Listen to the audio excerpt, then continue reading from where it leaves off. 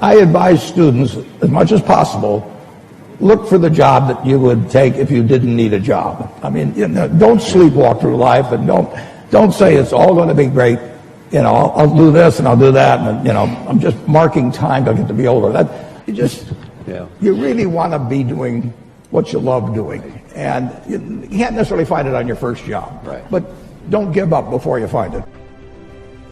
What if I told you this was the last Monday morning of your life? What if I told you died this week? Would you complain about your crap job or that test you don't want to take? I doubt it. You would go much higher level thinking.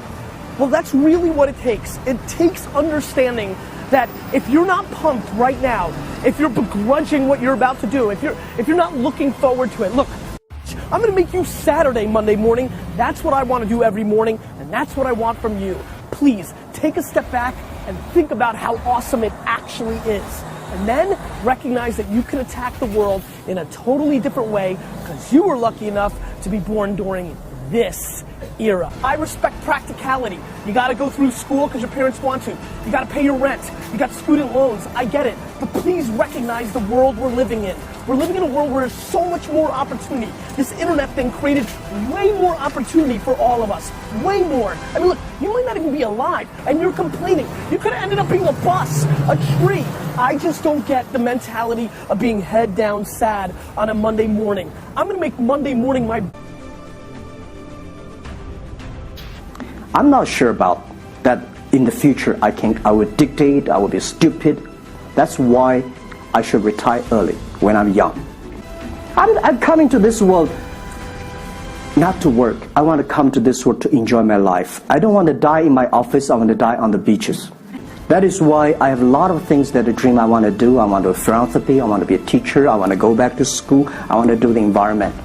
And the world is so wonderful. Why should it be the CEO of Alibaba all the time? Imagine we're standing in a big empty room, right? And we're standing in one corner, and I give you a simple instruction.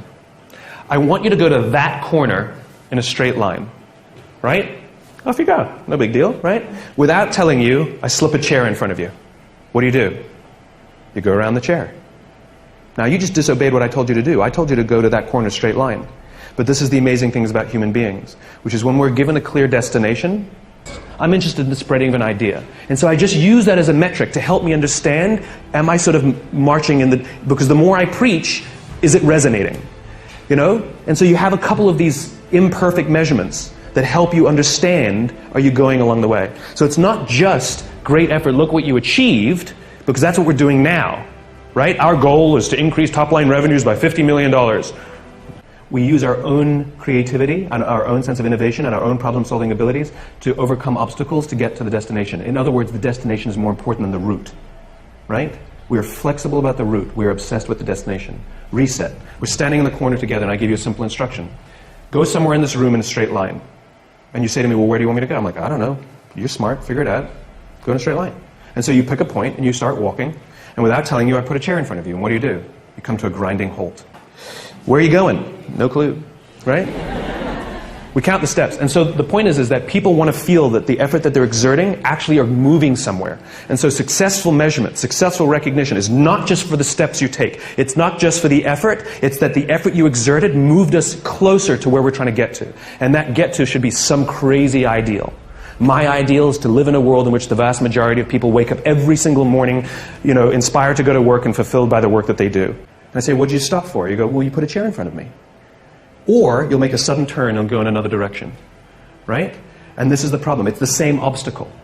The difference is when you have a clear destination, the obstacles become easy to overcome. When you don't have a clear destination, you keep coming to a grinding halt. And what we do in our companies is we're counting the steps we're taking along the route, but we're never looking at the destination, right? So a company says, made $1 million this year, we were only planning on making 800,000. Like we took 10 steps, we're only planning on taking 8. And the couple of measurements that I use are if the book is selling, and by the way, people ask me, how many have you sold? I have no clue. I've never asked the publisher because I don't care. I really don't care how many I've sold. What I care about is the Amazon rankings and that those are going steady or up and not plummeting, because that means other people, right? Because I don't have a publicist, I don't have a marketing strategy on purpose. I didn't hire one of those companies to sell the book for me. And the reason is because I'm not interested in book sales. For what reason?